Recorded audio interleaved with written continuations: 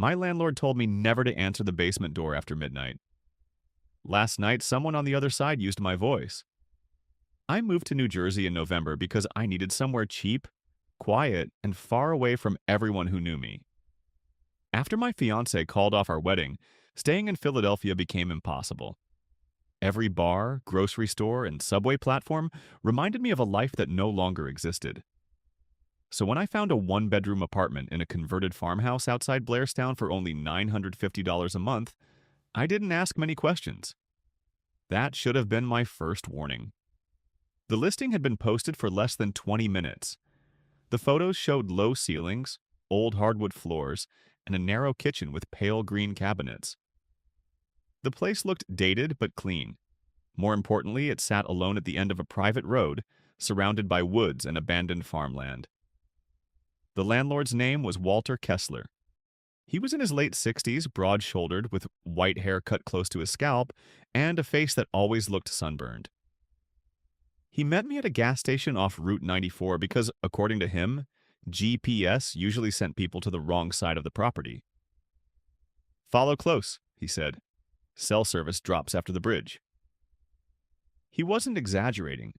The road narrowed almost immediately. We passed a few houses, then a boarded-up farm stand, then nothing but trees. Brown November leaves spun across the pavement. The sky was already darkening, though it wasn't even 4 in the afternoon. Walter turned onto a gravel lane marked by a rusted mailbox with no number. At the end stood a long, gray farmhouse with a collapsing barn behind it. The building had been divided into 2 rental units. Mine was on the eastern side.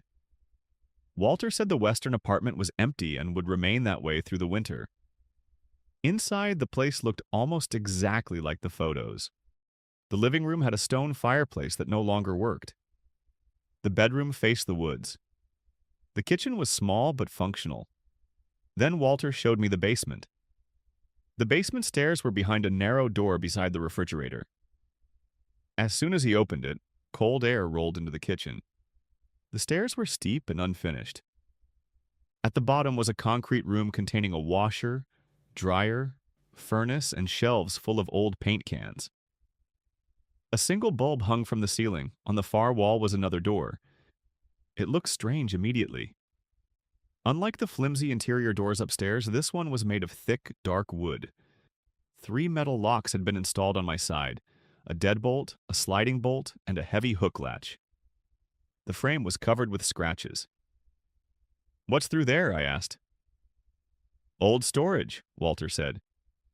He answered too quickly. I walked closer. The door had no handle on my side, only the locks. "Storage for what?" "The other half of the basement." "So it connects to the empty apartment?"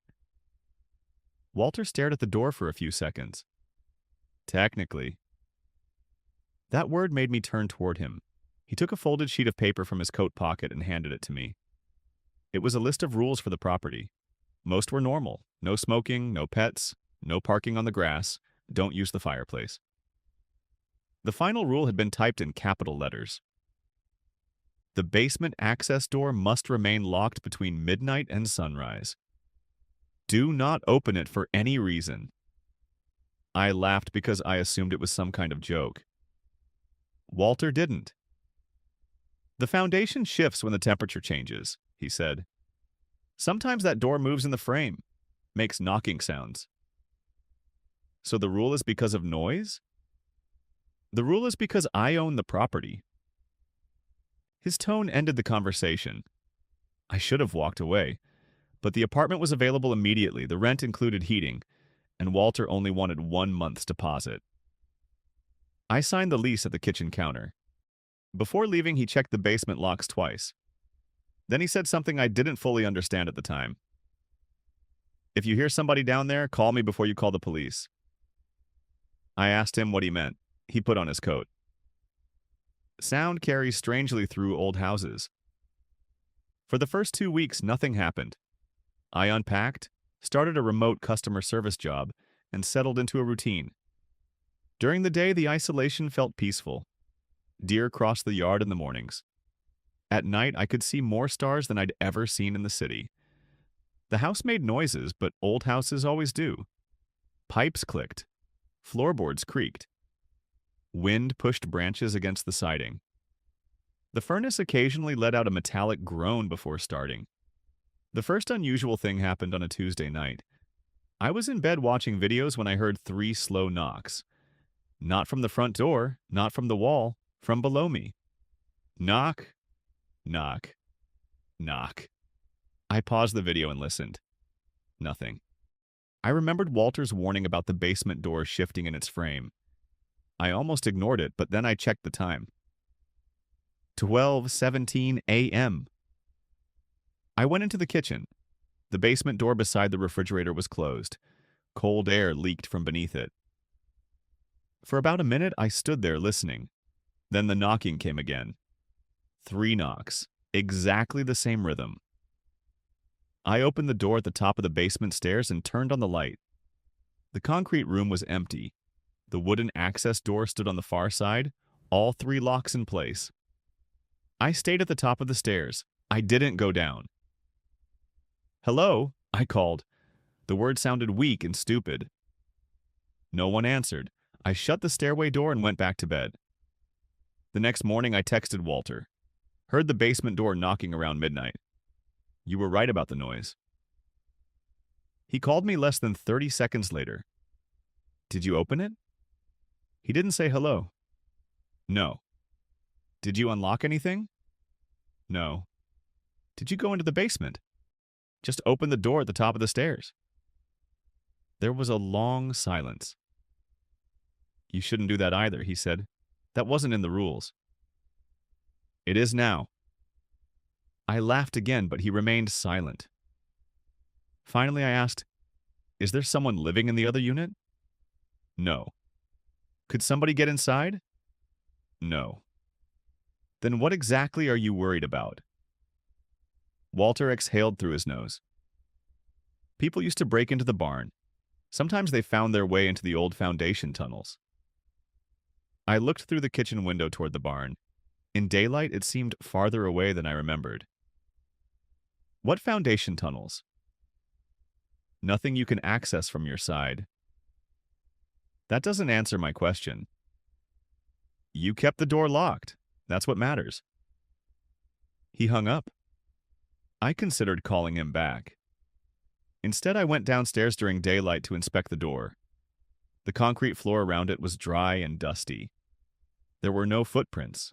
The locks looked old but solid. I pressed my ear against the wood. Ear against? At first, I heard nothing. Then came a faint sound from the other side. A soft, irregular scraping. It stopped when I moved. I told myself it was a mouse. Over the next week, the knocking happened 3 more times. Always after midnight. Always in sets of 3. I stopped going into the kitchen when it happened. I bought a white noise machine and started sleeping with headphones. Then the pattern changed. One night, the knocks came from the top of the basement stairs. I woke at 2:43 a.m. to the sound of someone tapping on the kitchen side door. Not the wooden access door below.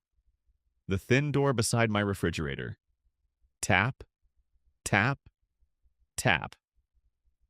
My bedroom opened directly into the living room, which gave me a clear view of the kitchen. From bed, I could see the basement door. The knob was turning. Slowly. It moved left, stopped, then moved right.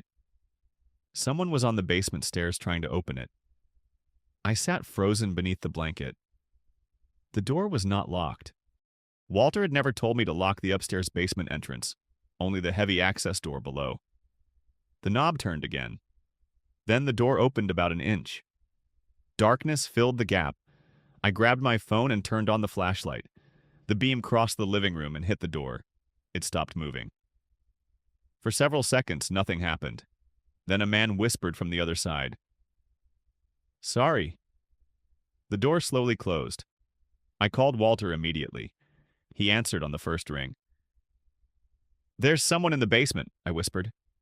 What time is it? What? What time? 2:45.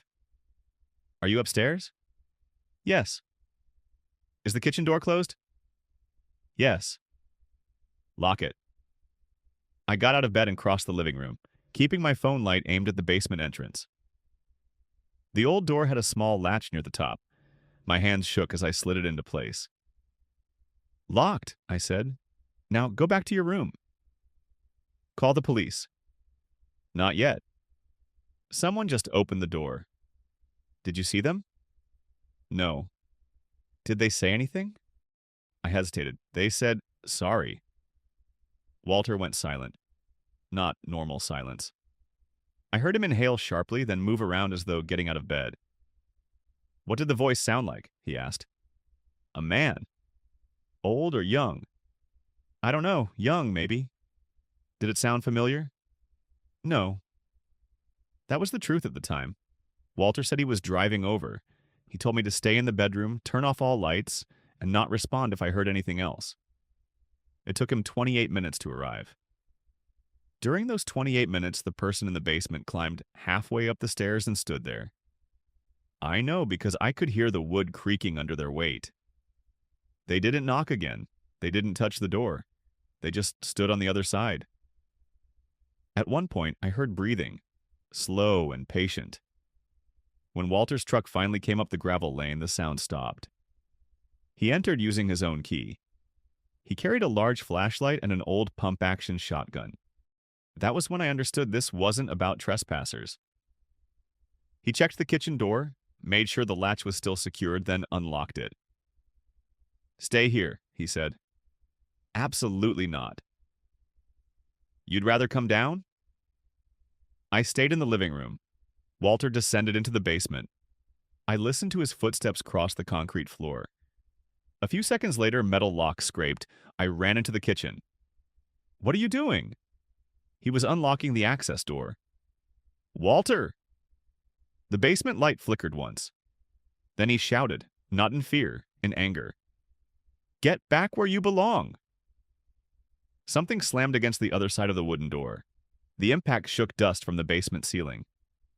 Walter forced the sliding bolt back into place, then the deadbolt, then the hook. He climbed the stairs carrying something in his left hand. A red scarf. It was wet and covered with mud. Whose is that? I asked. He pushed past me and locked the kitchen door again. Pack a bag. Why? You're sleeping somewhere else tonight. Did you see someone? No. Then who were you yelling at? Walter looked toward the basement door. For the first time since I'd met him, he seemed genuinely frightened. There was a woman named Elise who rented your apartment before you, he said. That scarf belonged to her. What happened to Elise? He folded the scarf and shoved it into his coat. She disappeared 11 years ago. Before I could respond, 3 knocks came from beneath the kitchen floor. Walter closed his eyes. Then something below us whispered my name. Daniel. Walter grabbed my arm so hard it hurt. The voice said my name again. And this time, I recognized it. It was mine. Walter didn't let go of my arm until we were outside. He pulled me across the frozen yard toward his truck, moving faster than I thought a man his age could move. I stumbled behind him in my socks, barely managing to grab my shoes and coat before he dragged me through the kitchen door. The knocking continued beneath the house. 3 knocks, a pause, then 3 more. By the time we reached the truck, the basement voice had stopped saying my name. Walter unlocked the passenger side and shoved me inside. Where are we going? I asked. My place. You're going to explain everything. Yes. That's not good enough. It's what you're getting until we leave the property. He started the engine and backed down the gravel lane without turning around. His headlights swept across the farmhouse. For 1 second, I saw someone standing in the upstairs window of the empty western apartment. A pale figure behind the glass. I twisted in my seat. There's somebody in the other unit. Walter kept his eyes on the road. No, there isn't. I saw them. You saw the window. I saw a person. He pressed harder on the gas. The farmhouse disappeared behind the trees. Walter lived 15 minutes away in a small ranch house near Hope. His driveway was bordered by stacks of split firewood and rusted farm equipment. He parked beside a detached garage, then sat with both hands gripping the steering wheel. The truck engine ticked as it cooled. "You said Elise disappeared," I said. "What does that mean?" Walter stared through the windshield. "It means the police never found her." "And you think she's in the basement?" "No." "Then why did you have her scarf?" "I don't know." "You went down there like you knew exactly what was happening." He turned toward me. "I knew what might be happening." "What's the difference?" "The difference is that it's never opened the upper door before." The way he said it made my skin tighten. "It?" Walter looked away. He got out of the truck without answering. Inside his house, everything smelled like dust, coffee, and wood smoke. Family photographs covered the living room walls. In almost all of them, Walter stood beside a thin woman with dark hair and a serious expression. In the older photos, there was also a boy about my age. Walter noticed me looking. "My wife, Margaret," he said, "and my son, Peter." "Where are they?" "Margaret died 6 years ago." "And Peter?" Walter walked into the kitchen. He took a bottle of bourbon from a cabinet and poured 2 glasses, though I hadn't asked for one. "Peter is the reason the basement door has 3 locks." He carried the drinks to a wooden table and sat down. I remained standing. "Start from the beginning." Walter pushed one glass toward the empty chair across from him. "The property belonged to my wife's family," he said. "Her grandfather bought it in 1948. Back then, the farmhouse wasn't divided. The western side was the family's living quarters, and the eastern side was used by hired men." "What about the basement?" "There were 2 basements, at least originally." "Originally?" Walter drank half his bourbon. "Sometime in the 1950s, Margaret's grandfather broke through the foundation wall. He found a passage underneath the house." "A tunnel?" "More like a service corridor. Brick walls, packed earth floor. It ran beneath the yard toward the barn." "That doesn't sound supernatural." "No, it doesn't." He reached beneath the table and pulled open a drawer. From inside, he removed a folded map protected by clear plastic. He spread it in front of me. The paper was yellow and fragile. It showed the farmhouse, barn, well, and several smaller outbuildings that no longer existed. Beneath them, drawn in faded pencil, was a network of narrow lines. The passage from the basement continued farther than Walter had claimed. Much farther. One branch led toward the barn. Another ended at the well. A third ran north into the woods. Several sections were marked with black X's. "What are those?" I asked. "Places they sealed." "Why?" Walter placed his finger on the longest tunnel. "Because it wasn't built by Margaret's family." "Who built it?" "We don't know." The map had no date, only a set of initials in the bottom corner. "Ia VH." Walter continued.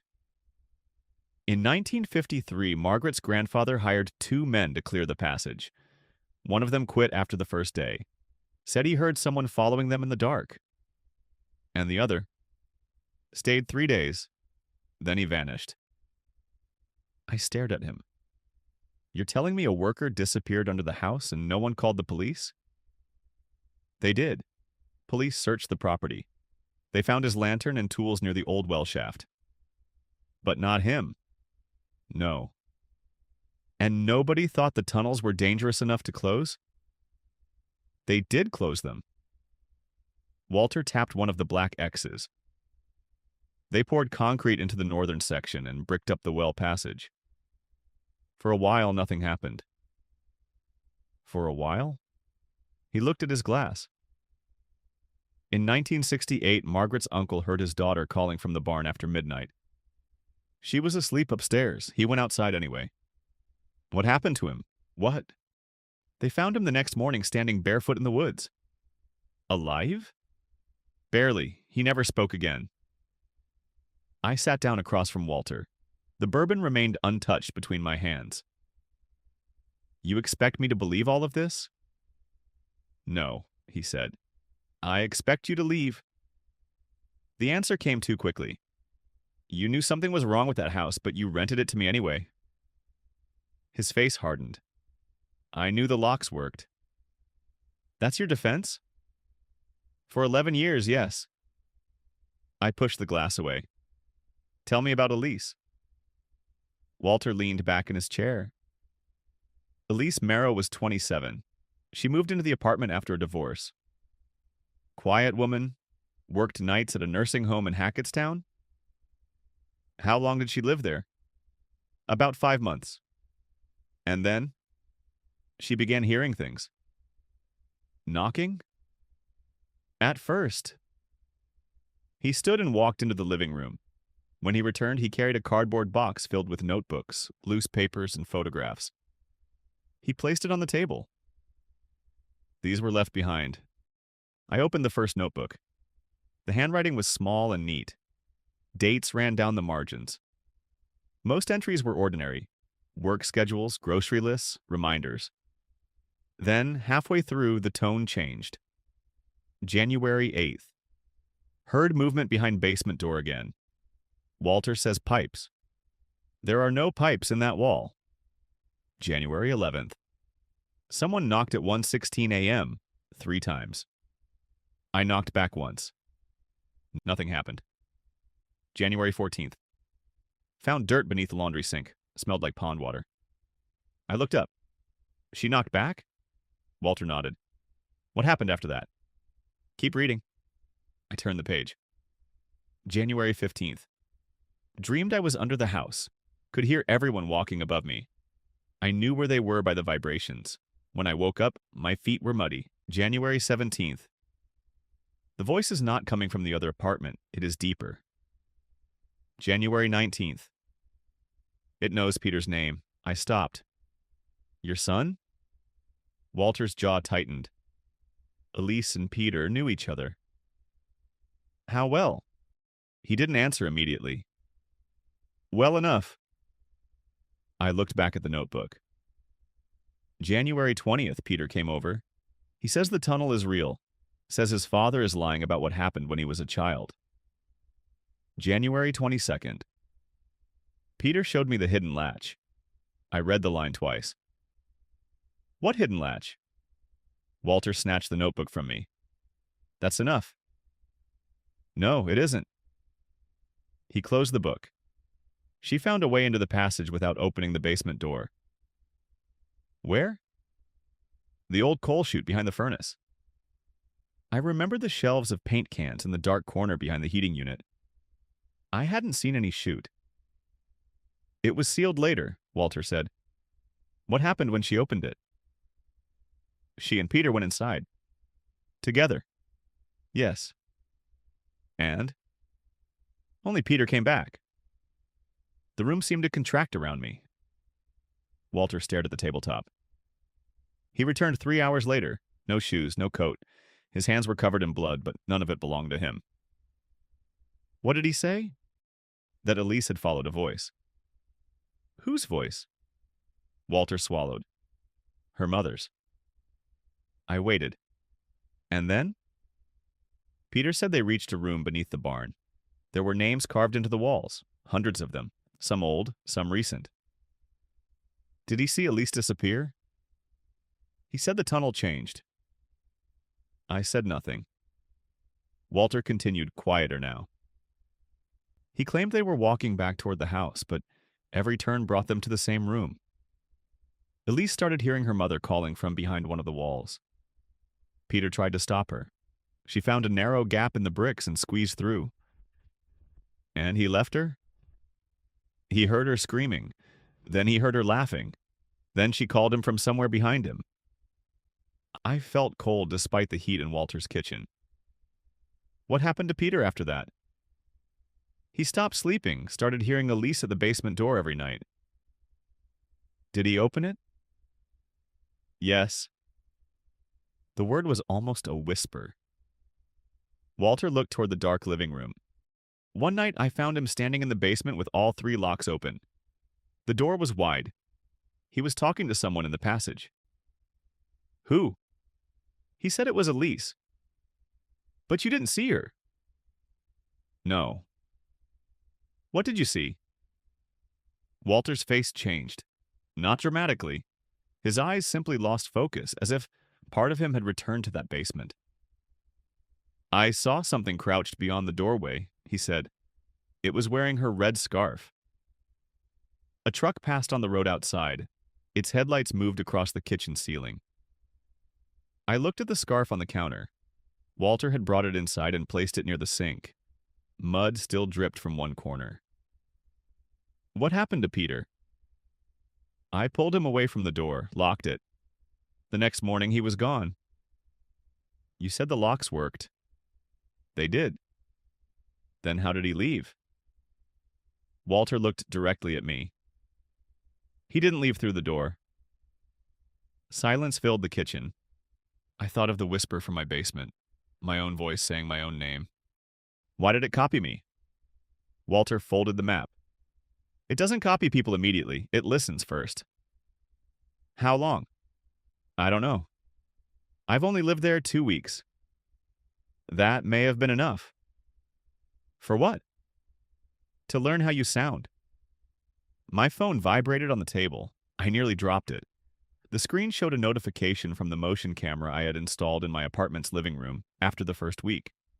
I'd almost forgotten about it. Motion detected. Kitchen. Walter saw my expression. What is it? I have a camera. He stood. Open it. I tapped the notification. The live feed took several seconds to connect because of the weak internet at the farmhouse. The image appeared in grainy black and white. My living room was empty. The kitchen light was still on. The basement door stood open. Not slightly open. Fully open. The dark staircase descended out of view. Walter leaned closer to the screen. Can you hear anything? I turned up the volume. Static hissed from the speaker. Then footsteps creaked on the basement stairs. Slowly, someone climbed into the kitchen. A head appeared first, then shoulders, then the rest of the body. The person wore my clothes, my gray sweatshirt, my black jeans, even my socks. It stepped into the kitchen and turned toward the camera. Its face was hidden because its head hung forward. Walter gripped the edge of the table. The figure stood motionless for several seconds. Then it raised its head. I was looking at myself, not a rough resemblance. Not someone wearing a mask. It had my face exactly. The same crooked nose. The same dark circles beneath the eyes.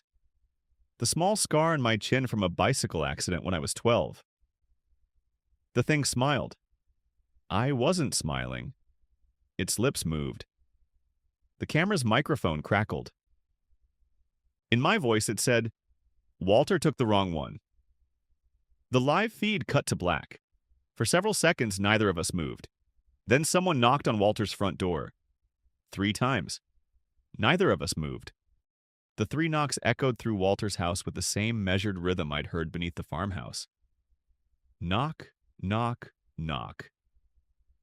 Walter didn't even glance toward the front door. Instead, he whispered, Turn every light off. What? Now. Something in his voice made me obey without thinking. Within seconds, the kitchen, living room, and hallway were swallowed by darkness. Only the blue glow from my phone remained. Another 3 knocks. This time louder. Walter reached into a cabinet beside the refrigerator and removed a revolver that looked older than both of us. You keep a gun for this? I keep it for people. And whatever's outside? He didn't answer. Instead, he carefully pulled one curtain aside just enough to look through. I watched his expression change. What do you see? It's not standing where it should be. What does that mean? He stepped away from the window. Come here. I approached carefully. He pointed toward the porch without looking again. Look at the shadow. I eased the curtain back an inch. At first, I couldn't understand what Walter meant. Then I noticed it. The porch light was off, yet moonlight reflected enough off the driveway that I could clearly see the outline of someone standing on the front steps. Except, the shadow touched the ground several feet away from where the figure actually stood. It was impossible. The person faced the front door. The shadow faced the house, as if something else was standing there instead. I blinked. The shadow slowly raised one arm. The person on the porch never moved. I let the curtain fall. What the hell? Walter spoke so quietly I barely heard him. It learned faster this time. Before I could ask what he meant, my phone vibrated again. Another motion alert. The apartment. The camera had reconnected. Against every instinct telling me not to, I opened the feed. The living room was empty again. The basement door remained wide open. Then a second notification appeared. Front door camera activated. I frowned. I don't have a front door camera. Walter looked at the screen. You do now. The video opened automatically. The angle showed the porch outside my apartment. Someone had placed my camera outside. The image pointed directly toward the woods. Nothing moved. Nothing happened. For almost 30 seconds. Then someone walked into frame. Me. Again. Only this version wasn't smiling. It looked terrified. Its sweatshirt was soaked with mud. Its hands were bleeding. It stumbled toward the camera, looking over its shoulder every few seconds. Then it stopped inches from the lens. It looked directly at me. Not through the camera. At me. Its lips trembled. Don't let him. The video ended. Walter took the phone from my hands before I could replay it. Delete it. What? Delete the notification. Why? Because if you keep watching, it starts using the recordings. I stared at him. Using them how? It doesn't matter. It matters to me. Walter hesitated. Then he admitted something he clearly never wanted to say aloud. Every person who's disappeared saw themselves first. Neither of us slept. Walter insisted I stay in the guest bedroom while he remained awake in the living room with the revolver across his lap. Around 6:30 that morning, daylight finally crept through the windows. Nothing had entered the house. No footprints surrounded the porch. The knocks had stopped. By 8, Walter was already loading supplies into his truck.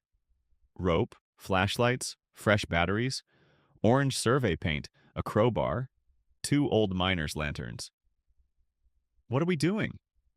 Ending this. You told me to leave New Jersey. I changed my mind. Why?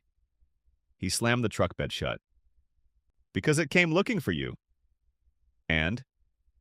It never leaves the property. My stomach dropped. What are you saying? Walter looked toward the east. If it walked to my house... He didn't finish the sentence. He didn't have to. We arrived back at the farmhouse shortly after 9. Everything looked normal. Too normal. Morning sunlight covered the yard. Birds chirped. A delivery truck drove along Route 94 somewhere beyond the trees. It felt impossible that anything had happened only hours earlier. Walter unlocked the front door. The apartment looked untouched. No mud, no footprints, no signs anyone had entered. Except... the basement door stood open. I knew I had watched Walter close it before we left. Neither of us mentioned it. Walter simply descended the stairs. I followed. The basement smelled different. Not mold, not damp concrete. Fresh earth. Like someone had dug up a garden after heavy rain. The wooden access door remained locked. All 3 bolts exactly where Walter had left them. So what opened? I asked. Walter pointed upward. The upstairs basement door. The one leading into my kitchen. Someone had opened it from below, without unlocking the access door. I suddenly remembered something from Elisa's notebook. Peter showed me the hidden latch. The coal chute. Walter nodded. It shouldn't still exist. We searched behind the furnace. Most of the wall was solid stone. Then Walter pushed aside a rusted shelving unit I hadn't realized could move. Behind it was a sheet of plywood painted to match the foundation. Walter wedged the crowbar beneath one edge. The board popped free. Cold air rushed out. Behind it, a narrow brick passage disappeared into darkness. It wasn't large enough to walk upright, barely shoulder width. The floor consisted of damp, packed earth.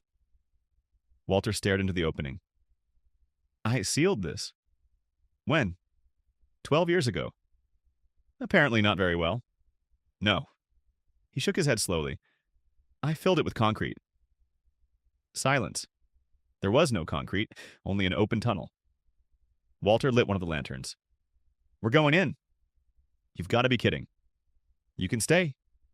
I am staying. Alone? That settled it.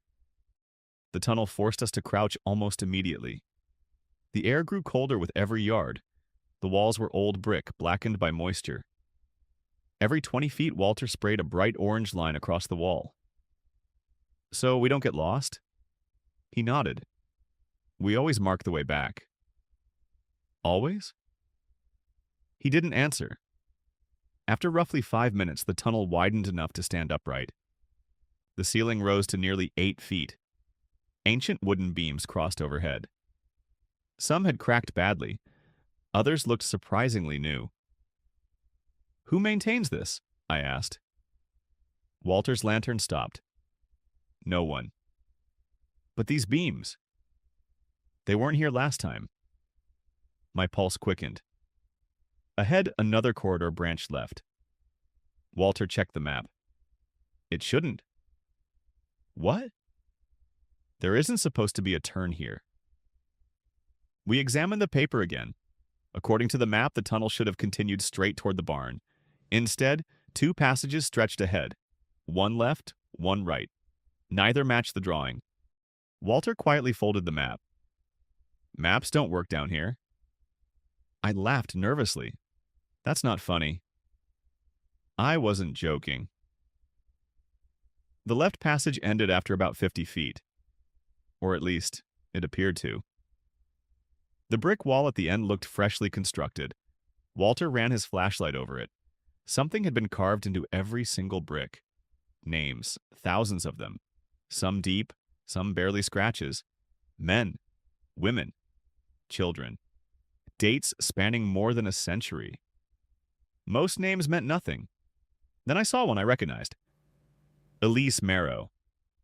The carving looked recent. The dust beneath it hadn't settled yet. I backed away. Walter found another. Peter Kessler. He closed his eyes. I hoped. He never finished. Near Peter's name was another. One I knew couldn't possibly exist. Daniel Hart. My name. Fresh enough that brick dust still rested inside the letters. I touched them. The grooves were sharp, recently cut. That's impossible. Walter grabbed my wrist. Don't touch anything. Too late. The tunnel behind us creaked. We both turned. The passage we had entered through was gone. Only solid brick remained. The orange paint Walter had sprayed seconds earlier had vanished. Our way back no longer existed. Neither of us spoke. Walter slowly raised the lantern. We keep moving. What? It wants us to panic. You said the map doesn't work. It doesn't. You said the tunnels change. They do. So how are we getting out? Walter looked directly at me. We're hoping it still wants us alive. About 10 minutes later, we found the room Peter had described. It was larger than I imagined, almost perfectly circular. The ceiling disappeared into darkness above. The floor was covered in shallow water that reflected our lantern light. The walls, every inch, every single inch, contained names, not carved randomly, organized, layer after layer, generation after generation. Some names had been crossed out, others circled. Near the center stood an old wooden chair. Someone sat in it, facing away from us. Long, dark hair, thin shoulders, a faded red scarf. Walter whispered, "Elise?" The woman slowly stood. She turned toward us. Her face looked exactly like the photographs from Walter's box. Except her eyes? There weren't any. Only smooth skin. She smiled anyway. Then she spoke. Not in her own voice. She spoke in Peter's. "Dad." Walter took one step forward. I grabbed his arm. "Don't." He ignored me. "Peter?" The woman tilted her head. Then she answered in a completely different voice. "Mine." "Daniel!" Another voice interrupted. Then another. Then another. Within seconds, hundreds of voices echoed through the chamber. Every missing person whose name covered those walls seemed to speak at once. Some cried, some begged, some laughed, some whispered, and somewhere among them, I heard my mother's voice. My mother has been dead for 14 years. She softly said exactly what she used to say when I was a child after waking from nightmares. "It's okay, sweetheart." Without realizing it, I took one step toward the woman, then another. Walter shouted my name. The sound barely reached me. My mother's voice grew louder. "So close now." The woman in the scarf opened her arms. Behind her, the brick wall cracked open without making a sound. Beyond the opening, there wasn't another tunnel. There wasn't darkness. There was daylight. I could see my childhood home in Pennsylvania. My mother stood on the porch smiling. She looked exactly as she had the summer before cancer took her. She waved at me. "Come home." I started walking, then something slammed into my shoulder. "Walter." He tackled me sideways. The vision vanished instantly. The wall behind the woman was solid brick again. Walter was breathing hard. "You saw someone." I couldn't answer. He already knew. Everyone saw someone. That's how it chose them. Before either of us could move again. The woman wearing Elise's face smiled one last time. Then, in my own voice, she quietly said, "You're already too late." The lantern went out. Complete darkness swallowed the room, and something grabbed my ankle. Something tightened around my ankle. Not a hand, not a rope. It felt like dozens of cold fingers wrapping around my boot at once. I kicked instinctively. The grip disappeared. "Daniel!" Walter's voice echoed somewhere to my left. "I can't see you," I shouted.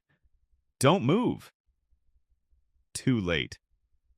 The floor beneath me wasn't solid anymore. I slid several feet through icy water before slamming into a brick wall. My flashlight had flown from my hand, spinning somewhere in the darkness. Then, one by one, lights appeared. Not ours. Dozens of lanterns ignited throughout the chamber. No flames, no sound. They simply turned on. The room was empty. Elise was gone. Walter was gone. The chair had vanished. Only the names remained. Thousands of them. And beneath every carved name there was now a second line. A date. Some stretched back to the late 1800s. Others were only a few years old.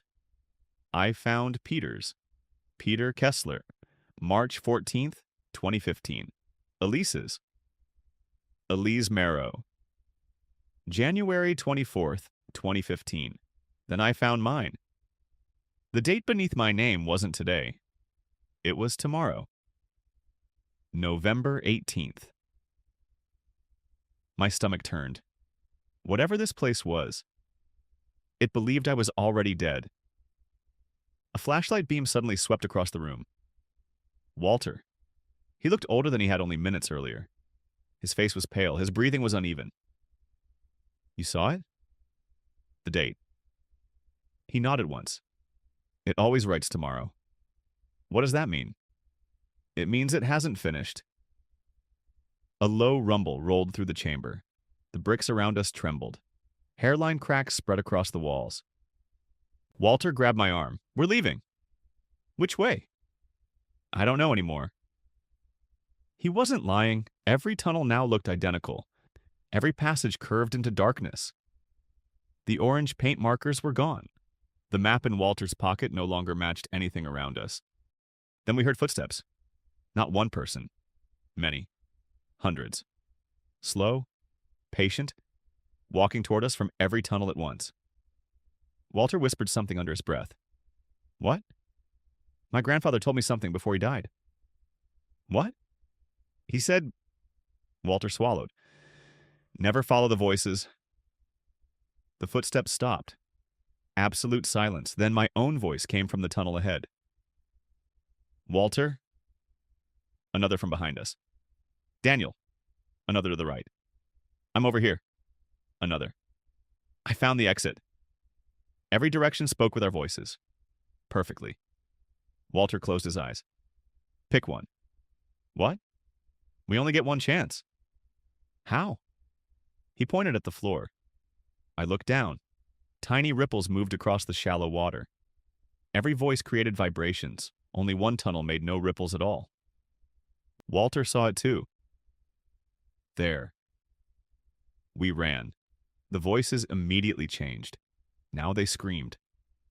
Some begged us to stop. Others cried for help. Children sobbed. An old man laughed hysterically. My mother's voice called after me. Then my father's. Then my ex-fiancée. Every regret I'd ever carried echoed through those tunnels. I kept running. The passage narrowed until our shoulders scraped brick. Behind us came a sound I'll never forget. Not footsteps. Crawling. Something enormous dragging itself through water. Fast. Far too fast. Walter shoved me forward. Don't look back! I did anyway. I wish I hadn't. The lantern behind us illuminated only pieces of it. Long human arms. Too many. Faces emerging and disappearing beneath black water like reflections that couldn't decide who they belonged to. Some smiled. Some screamed. Some looked asleep. Every face changed every few seconds. Peter, Elise, my mother, me. Then someone grabbed Walter. He didn't scream. He simply stopped moving. I turned. Something had wrapped around his waist from the darkness behind us. He fired the revolver twice. The flashes lit the tunnel. For less than a second, I saw the thing completely. It wasn't one creature. It was hundreds of bodies woven together. Hands, faces, hair, clothing from different decades, as if every missing person had become part of the same impossible shape. Walter looked directly at me. His expression wasn't frightened anymore, it was relieved. Seal it, he said. Then the darkness pulled him away. His lantern disappeared. The revolver hit the ground near my feet. The tunnel shook violently. I ran. I don't remember reaching daylight. I remember cold air, rain, the smell of wet leaves, then sunlight. I had crawled out beneath the collapsed barn. The opening behind me measured less than 2 feet across. There was no way Walter could have fit through it. No way either of us could have entered through it. Yet there I was, covered in mud, bleeding, alone. Police searched the property for 4 days. State police, volunteer firefighters, cadaver dogs, ground-penetrating radar. They found nothing. Not Walter, not the chamber, not the tunnels. The basement wall behind the furnace was solid concrete. The coal chute didn't exist. The wooden access door still had all 3 locks. According to the police report, none of them had been opened in years. They believed I suffered a psychological breakdown after Walter disappeared. Eventually, they ruled him missing. The farmhouse was demolished 6 months later. The barn came down the following week. Today, there's nothing on the property except an empty field. The county records say the tunnels never existed. I tried to move on. I left New Jersey. I started therapy, changed jobs, changed apartments, changed my phone number. For almost a year, everything was quiet. Then, last month, I received a package with no return address. Inside was Walter's revolver, wrapped in Elise's red scarf. There was only one other item, a small square of old brick. Someone had carved two fresh lines into it. Walter Kessler. No date. On the back, written in faded pencil, were 6 words. You sealed the wrong door. I didn't understand what that meant until 3 nights ago. I woke at exactly 12:17 a.m. Someone knocked beneath my apartment. 3 slow knocks. Knock, knock, knock. I live on the 9th floor. There is no basement. I told myself it had to be a dream. Then my phone buzzed. Motion detected. Living room camera. I opened the notification. The camera showed my apartment exactly as I had left it. Empty. Except for one thing. The hallway closet door was open. I don't remember opening it. The camera timestamp froze. Static filled the audio. Then, from inside the closet, I heard Walter's voice. Quiet. Weak. As though he had been shouting for years. Daniel. A long pause. Then he said the last words I've heard from him. Don't answer the next knock. The video ended. About 30 seconds later, someone knocked on my front door. 3 times. I still haven't opened it. But every night since then. The knocking has climbed 1 floor higher. Tomorrow night, it reaches mine. If anyone reading this has ever rented an old farmhouse outside Blairstown, New Jersey, or if you've ever heard someone calling your name from somewhere they couldn't possibly be, please tell me one thing. Did you ignore it, or did you answer?